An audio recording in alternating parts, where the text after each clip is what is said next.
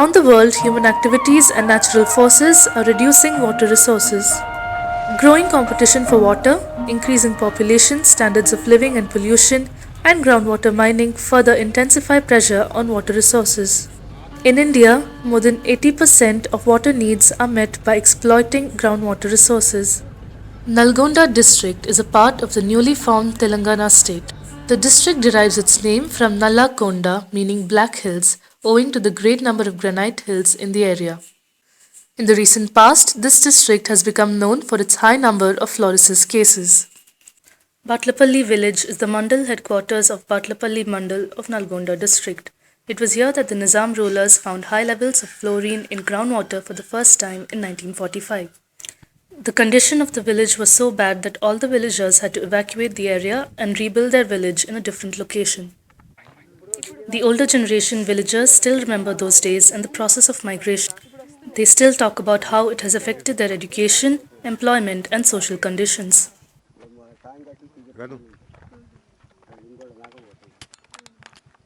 Fluorine is a naturally occurring halogen in groundwater and is essential for a healthy human body. But like a lot of other things, too much is too bad. The permissible level of fluorine in our country is 0.6 to 1.5 milligrams per liter, and the level present in Nalgonda is 8.8 milligrams per liter. The high level of fluorine impacts human and animal health along with an indirect impact on plants. In humans, it causes a disease called fluorosis. In the mild stage, fluorosis causes the enamel on teeth to wear off, causing yellow stains. Mild body pains, nausea, and dizziness may also be felt. In severe cases, fluorine replaces the calcium in the body, making them brittle. A person severely affected cannot support her or his weight on their limbs and suffers from severe body pains. Though there is no conclusive proof of it being genetic, it does cause severe fetal abnormalities, including miscarriage and abortions. Calcium డిపాజిట్స్కి సంబంధించి ఒకటి, తర్వాత keratin and melanin పిగ్మెంటేషన్స్కి సంబంధించి ఈ fluoride content ఏదైతే ఉందో that gets and then vitiated the activity of all these అనమాట ఇప్పుడు నేను మెన్షన్ చేసిన. సో దానివల్ల ఏమవుతుందంటే కాల్షియం డిపాజిట్స్ చాలా ఎక్కువగా అయ్యి బోన్స్ బ్రిటిల్ అయిపోతాయి, స్టిఫ్ అయిపోతాయి, ఫ్లెక్సిబిలిటీ అన్నది బాగా తగ్గిపోతుంది. జాయింట్స్లో కూడా ఫ్లెక్సిబిలిటీ తగ్గిపోయి స్టిఫ్ అయిపోయి నొప్పులు ఎక్కువగా ఉంటాయి. సో ఇది సమస్య. అందుకని దీన్ని స్క్లెరోటిక్ చేంజెస్ అంటాం, అంటే ఏజ్ ఆన్సెట్ ప్రాబ్లమ్స్, అంటే గట్టిపడిపోతాం. ఇవి మనకు కనపడే బోన్స్లోనే కాకుండా బ్లడ్ వెసల్స్లో కూడా మార్పులు రావచ్చు. As of 2003, there were 1,420 cases of skeletal fluorosis and 7,076 cases of dental fluorosis. The most shocking aspect is that this problem has been prevalent for 3 consecutive generations and anything substantive is yet to be done about it. Tirupathamma is a resident of Nalgonda district. Until the age of 8 years, she was like any other girl in her village, but slowly fluorosis started taking its toll on her. It started with just body pains, but now she is severely affected with skeletal fluorosis. She can't walk, stand, or even eat, but she fought long and hard to end the problem of fluorosis in Nalgonda. ఎందుకు ఎదుర్కొందంటే అప్పుడు మేము 5 years నుంచి మాకు start అయింది fluorosis అనేది.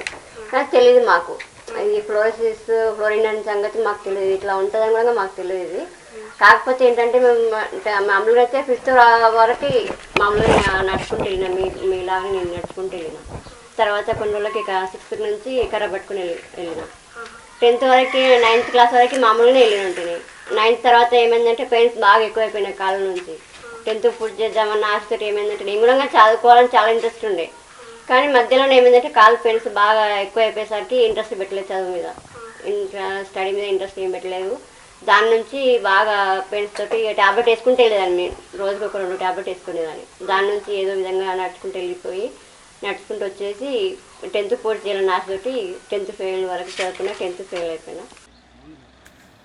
Amsala Swami is 34 years old and is a victim of severe fluorosis. As the only son of the house, he wishes he could take up his responsibilities, but he cannot even commute without his wheelchair. నేను fluorosis వల్ల ఇట్లా అయిపోయినా madam. మా ఇంట్లో నేను మగపిల్లగాని నేను ఒక్కండి. ఇంతకుముందు ఒక చెల్లె నాలాగానే ఉండే. అయితే అమ్మ మెంటల్ అయిపోయింది. అంటే కొడుకు ఇట్టిన పుట్టిండు, బిడ్డ ఇట్టిన పుట్టిందని ఆమె మెంటల్ షాక్ అయిపోయింది. అయితే నాయన నన్ను పట్టించుకుండు, అమ్మనేమో చెల్లెని పట్టించుకుండు. చెల్లెని పట్టించుకుంటే అమ్మ సేవ చేయలేక చెల్లె చచ్చిపోయింది madam. He talks to us about how they organized a dharna in Jantar Mantar on behalf of Jalasadhana Samiti and met former Prime Ministers Atal Bihari Vajpayee and I.K. Madam Gushal. Jantar మంతర్లో జల సాధన సమితి 30 ఏళ్ళ నుంచి మేము పోరాటం చేస్తున్నాం. అదేవిధంగా fluorosis సమితి పోరాట సమితి 12 ఏళ్ళ నుంచి పోరాటం చేస్తున్నాం. అదేవిధంగా పాండురంగారావు వేనపల్లి పాండురంగారావు మెట్టి కూడా పాదయాత్ర కూడా చేసినాం మేడం. వాజ్పేయిని కలిసిన, దేవగౌడ్ కలిసిన, ఐకే గుజరాల్ కలిసిన, ఇంతమంది ప్రధానమంత్రులను కలిసినా కూడా మా నీళ్ళు మాకు కావాలి, మా కృష్ణమ్మ మాకు కావాలి. మాకు పక్కనే నాగార్జున సాగర్ ఉంది మేడం, 100 కిలోమీటర్లు. హైదరాబాద్కి ఏమో 3 పైప్ లైన్ పోతుంది.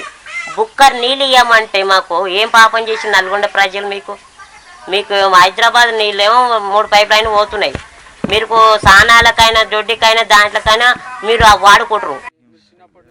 Support came in the form of an NGO, the Jalasadhana Samiti, that worked actively in the area. The Fluoride Badita Sangam was formed by the victims. Several democratic protests, dharnas, hunger strikes and highway blockades were organized around the country. Elections were boycotted for a year. With the aim of attracting national attention, about 200 people nominated themselves for people's representative positions the following year. Presidents, prime ministers and leaders of opposition party were also met to discuss this issue. Their demands were basic, legitimate and rightful: increase in pension and provision of safe drinking water. నిజానికి నల్గొండ ప్రజలు ఎన్ని రకాల పోరాటాలు చేయాలో అన్ని రకాల శాంతియుతమైనటువంటి పోరాటాలు, ప్రజాస్వామ్యమైనటువంటి పోరాటాలు చాలా చేశారు. డెమాన్స్ట్రేషన్లు, హంగర్ స్ట్రైకులు, తర్వాత ఇండిఫినిట్ ఫాస్టు, తర్వాత రోడ్డు రాస్తా రోకోలు, దానికంటే ముందు ఎన్నికలలో ఒకసారి ఎన్నికలు బైకాట్ చేయడము, కొన్ని సందర్భాల్లో ఎన్నికల్లో వాళ్ళు ఒక 200 మంది నామినేషన్ వేసి మొత్తము జాతీయ దృష్టిని ఆకర్షించడానికి చాలా ప్రయత్నాలు చేశారు. వెళ్ళినామన్నట్టుగా ఎవరిని అబ్దుల్ కలాంని కలిసినాం, అందరినీ రాజకీయవేత్తలు అందరినీ కలిసినాం మేము. ఇది సంగతి అని చెప్పాను. అయినా కూడా వాళ్ళు చేస్తామని చెప్పని హామీలు ఇస్తున్నారు, చూస్తున్నారు, పోతున్నారు తప్ప వాళ్ళు ఎలాంటివి చూడని చేయలేకపోతారు. కాబట్టి అలానే కాకుండా ఇలా ఉంటుందని చెప్పని 2006లో కూడా మేము జెడ్పీటీసీగా పోటీ చేసినాం మేము ఇద్దరు స్వామిని ఇట్లా వాళ్ళకి విరుద్ధంగా. ఎందుకంటే మేము ఇలా బాధపడుతున్నాం, మాలాంటి వాళ్ళు ఇంకొకరు కాకూడదు, మాలాంటి పరిస్థితి ఇంకొకరు రాకూడదు, మేము అనుభవిస్తున్న బాధ ఇంకొకరు అనుభవించవద్దు. The villagers of Nalgonda still remain unsatisfied with the propositions made by the government. While money is spent on providing water to Hyderabad to their villages, there is none for them. Drinking water has to be paid for and is expensive. Hollow promises continue to be made by politicians, mining is still being sanctioned, and local politics distresses the lower strata of the society. Likewise, the victims too remain unsatisfied with the government's response. Lack of social and financial security and insufficient pension keep them distant from quality medical services. Third percent వచ్చేసి southern camp అని పెట్టారు. Southern క్యాంప్లో 35% నుంచి 50% calculation చేసి 50% వాళ్ళకే pension అన్నారు. మిగతా 35% వాళ్ళకి అంగవైకల్యం ఉంది, కానీ వాళ్ళకి ఫ్లోరోసిస్లో 35% 50% లేదు. వాళ్ళకి పెన్షన్ ఇవ్వనంటారు. వారు ఎలా బతకాలి మరి? పింఛన్లు 500 వస్తే ఏం లాభం మేడం? మాకు 500 వస్తే లాభం కాదు మేడం. మాకు ఒకటే మేడం, 2000 కావాలి మేడం. మాకు 1500 వచ్చినా కాదు, 2000 వస్తేనే మాకు. 500 వస్తే మాకు ఏం చాలుతలే మేడం, ఒక్క పూట కూడా చాలుతలే madam. Heavy pipe line just 30 kilometers అంతే. Heavy land, Hyderabad land. అక్కడి నుంచి తీసుకురావచ్చు. 24 hours వాటర్ సప్లై చేయొచ్చు. వాటర్ సప్లై ఇస్తే ఫ్లోరోసిస్ మినిమం 30% తగ్గింది. కానీ పట్టించుకోరు. ఎందుకంటే వాళ్ళ కాంట్రాక్టర్లు, వాళ్ళకే కాంట్రాక్ట్ కావాలి, వాళ్ళకే మిగులుబాటు కావాలి, వాళ్ళే బాగుపడాలి. కానీ ఊరోళ్ళు మాత్రం బాగుపడదు. Government officials claim that currently almost all villages have access to water. They are certain that the drinking water supply schemes that are being implemented in phases will soon reach all its benefiters. దీని మీద ప్రభుత్వం బాగా concentrate చేసి అక్కడ ఉండే water, ground level water పనికిరాదని ఇప్పుడు నాగార్జున సాగర్ నుంచి నల్గొండ జిల్లాలో మ్యాక్సిమం విలేజెస్కి సప్లై చేస్తున్నారు. ఫ్యూచర్లో మరో 4-5 ఇయర్స్లో కంప్లీట్గా 100% విలేజ్ కూడా ప్రొటెక్టెడ్ వాటర్ సప్లై చేయడం జరుగుతుంది. నక్కలగడ ప్రాజెక్ట్ ఉంది, దాన్ని పూర్తి చేసి కూడా శివనగర్ రిజర్వాయర్ కూడా చేయొచ్చు. Minimum 30 acres land Shivanagar reserve చెరువు ప్రాజెక్ట్ దాన్ని ల్యాండ్ దాన్ని కూడా చేయొచ్చు.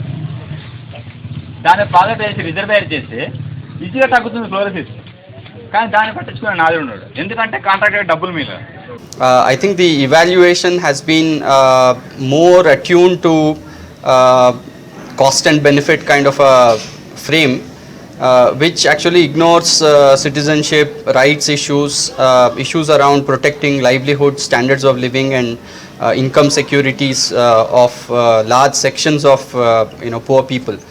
So as a consequence, be it land issues, be it issues related to water, be it issues related to forests or other kinds of resources, the entire economic model seems to be in some kind of a drive towards achieving economic growth without there being a deeper reflection on the long-term consequences of this mode of growth and whether or not it is really sustainable, whether or not it is really desirable in terms of other kinds of social costs. Though not a direct contributor, granite mining in several regions is also a major concern. The mining process leads to excess fluoride content in soil, eventually raising the levels of fluoride in groundwater to higher ranges. నిజానికి ఈ 60 ఏళ్లలో జరిగిన విధ్వంసంలో పరాకాష్ఠకు ఈ mining గురించి చెప్పుకోవచ్చు. మనిషి ఏదైనా సాధించవచ్చు, కానీ ఒక్కసారి విధ్వంసం అయిన తర్వాత కానీ ఒక రాళ్ళను కానీ సృష్టించాలంటే అది మనిషి వల్ల అయ్యే పని కాదు. ఖమ్మం జిల్లాలో, నల్గొండ జిల్లాలో, కరీంనగర్ జిల్లాలో గత 10 సంవత్సరాలుగా మైనింగ్ మాఫియా విచ్చలవిడిగా కోట్లాది రూపాయల మైనింగ్ను తరలించుకుపోతారు. ఆ ప్రభుత్వం లేదు, ఈ ప్రభుత్వం లేదు, ఆ పార్టీ లేదు, ఈ పార్టీ లేదు, అన్ని పార్టీలు కూడా ఇప్పటిదాకా చేసినాయి. మెయిన్ ఫ్లోరోసిస్ పెరగడానికి కారణం మైనింగ్. గ్రౌండ్ వాటర్ పెరగడానికి మనకు గుట్టలు కావాలి, ఖనిజ సంపద కావాలి, సహజ సంపద కావాలి.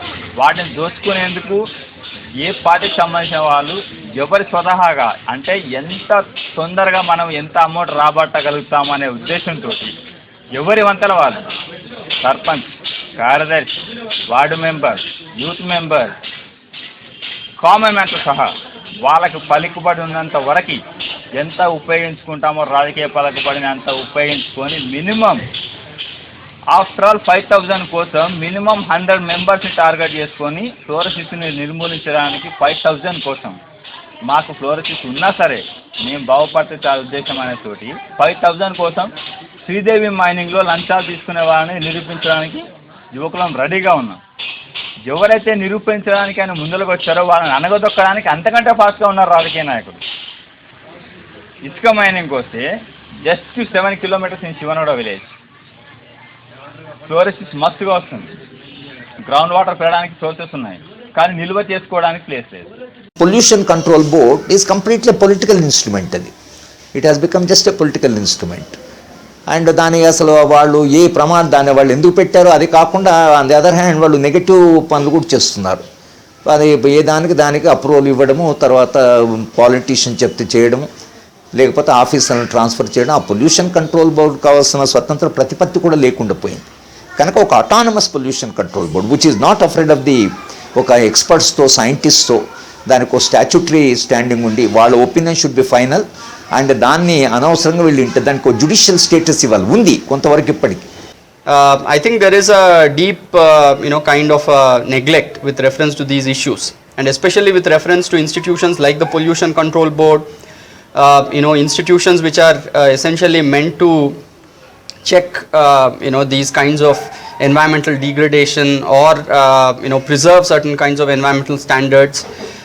These institutions have of late been completely marginalized in terms of their policy influence or in terms of their own influence, and they have time and again been seen as constraints to growth, and environmental cases and issues, conflicts have been seen as impediments, and there seems to be largely a policy which looks at these issues as to how really to get over these kinds of issues without actually addressing them substantially. So a growth oriented policy implicitly implies that you ignore environmental problems or somehow you circumvent them rather than take them on board and address them with sincerity and seriousness. I think this amounts to a very serious one-sided, lopsided kind of a development process, which I think in the long term might have huge costs. It is crucial that the people of Nalgonda be assured permanent access to safe drinking water. The most preferable way to do this is through the Nagarjuna Sagar Dam. An alternative could be the construction of a small dam as per the Mupparam water scheme. Rainwater harvesting and construction of watersheds needs to be organized on a large scale. People who have already been victimized need to be given medical as well as monetary support. Solution first of all రాజకీయ నాయకులు మారితే తప్ప మేము మారలేము. ఓపెన్గా చెప్పాలంటే మేము మారలేము. ఎందుకంటే ఒక రాజకీయ నాయకుడు వస్తాడు, మేము ఎదురు తిరుగుతాం. మాకు అవసరం ఉంది, గవర్నమెంట్ నుంచి పథకాలు పొందడానికి మేము రెడీగా ఉన్నాం. కానీ నీకు ఏ హరట్ ఉందని నువ్వు వచ్చావని అంటే మేమేం చెప్పాలి? మేము గట్టిగా ఎదురు తిరిగితే నీకు ఓటకాడలే తీసేస్తాం. మేడం ఒకటే మేడం, మేము కృష్ణా వాటరు నల్గొండ జిల్లాలో కృష్ణా వాటర్ అన్ని గ్రామాలకు ఇవ్వాలి. తాగునీరు ఇవ్వాలి. The local government should be empowered by giving some new areas, new subjects of taxation, local taxation, and they should be given the right power to collect and to spend in that area. So if this type of authorization is given to local government or Panchayat Raj institution, PAS, then no need to depend time to time very frequently on the state government. They can take care of their problems. Environmental concerns లేకుండా, environmental cost workout కాకుండా, environmental consciousness లేకుండా any project including Nagarjuna Sagar project అయితేనో ఈరోజు మనం దాని గురించి పునరాలోచించవలసినటువంటి అవసరం వచ్చింది. అందువల్ల మనం ఈ పోరాటాన్ని వీళ్ళు ప్రజలు ముందుకు తీసుకెళ్తే తప్పకుండా ఈ సమస్యకి ఏదో పరిష్కార మార్గం వస్తుందని మేము అనుకుంటున్నాం. ఒకవేళ నిజంగా తెలంగాణ రాష్ట్ర ప్రభుత్వము ఈ సమస్యను పరిష్కారం చేయకపోతే ఇక అక్కడ శాంతియుత పద్ధతుల ద్వారా కాకుండా ప్రజలు తీవ్రంగానే నిరసన మొదలు పెడతారనేటువంటి ఒక భయము, ఆందోళన మాలాంటి వాళ్ళకైతే ఉంది. ఇక ప్రజలు సహించరు. ఇన్ని ఉద్యమాలు చేసి ఇంత శాంతియుతంగా ఇన్ని రకాలుగా పోరాటం చేసినా తమ సమస్యకు పరిష్కారం రాలేదనేది అవుతుందో ప్రజాస్వామ్య వ్యవస్థలో మొత్తం ప్రజాస్వామ్య ప్రయోగమే వైఫల్యమైనట్టుగా మనం భావించవలసి ఉంటుంది. కనుక ఈ నల్గొండ ఫ్లోరోసిస్ సమస్యకు పరిష్కారం కనుక్కోవడం కొరకని ఇప్పుడున్న ప్రభుత్వం మీద పెద్ద ఎత్తున ఒక నల్గొండ వాళ్ళే కాదు, ఫ్లోరోసిస్ బాధితులే అసలు దీని కొరకు పోరాటం చేయడం కూడా అది సరైనది కాదు. మొత్తం తెలంగాణ రాష్ట్రం ఇది రాష్ట్ర సమస్యగా అనుకొని మొత్తం తెలంగాణలో ఉద్యమ నిర్మాణం చేయాలి. ఆదిలాబాదు విషపాహార గడ్డలు తింటున్న గిరిజనులైనా, మహబూబ్నగర్ వలస కూలీలైనా, లేదా అసలు ఇక్కడ ఫ్లోరోసిస్ బాధితులైనా ఇవి జాతీయ సమస్యలు. ఇవి మొత్తం రాష్ట్రానికి సంబంధించిన సమస్యలు. కేవలం ఆ ప్రజలే పోరాటం చేయడం అనేది సరైనది కాదు. అందుకని ఇప్పుడు జరిగే పోరాటంలో మొత్తం తెలంగాణ వ్యాప్తంగా ఈ సమస్యకు ప్రజాభిప్రాయాన్ని సమీకరించి మనం ఒక పరిష్కార మార్గాన్ని కనుక్కోవాలి. సాగునీరు వచ్చేంత వరకు మా పోరాటం ఆగదు. లాస్ట్ అయినా నా ప్రాణాలను అర్పించన్న మా నీళ్ళు మాకు తెచ్చుకున్న దాకా నేను కొట్లాడతాం మేడం. సొంతంగా నల్లగొండ జిల్లా పోరాటాల కిల్లా అని ఎప్పటి పేరుంది. ఇప్పటికి కూడా పోరాటాలు చేయడానికి కూడా చాలా మంది యువకులు రెడీగా ఉన్నారు. ఇప్పటికీ మనం చెప్తున్నాం కదా, శివన్న కూడా ఇంకెంచి సూరసింహ పోరాటానికి సరైన నాయకుడు, ఎటువంటి అవినీతికి పాల్పడిన నాయకుడు వస్తే, మేబీ భగత్ సింగ్ ఆ సుభాష్ చంద్రబోస్ లాంటి వాళ్ళు వస్తే వెనకాల ఇవ్వడానికి మినిమం 120 మందిని మేము స్పాన్సర్ చేస్తాం. The newly formed government has categorized this matter as a priority issue, and there is thus hope that effective action will soon be taken to improve the conditions of the people of Nalgonda, especially in the villages of Marigoda, Batlapalli, Chityala, Narkitpalli and Tipparthi. Several people like Tirupathamma endured their suffering, succumbing to helplessness. But others like Amsalaswamy refused to give in and continue to fight, standing as rays of hope for their community. It must be realized that development must take place, but not at the cost of human welfare. Any level of progress or advancement is irrelevant unless it is certain that every citizen of the country has access to the most basic need of life, safe drinking water. పల్లెటూరి పిల్లగాడ పసులగాసే మొనగాడ పల్లెటూరి పిల్లగాడ పసులగాసే మొనగాడ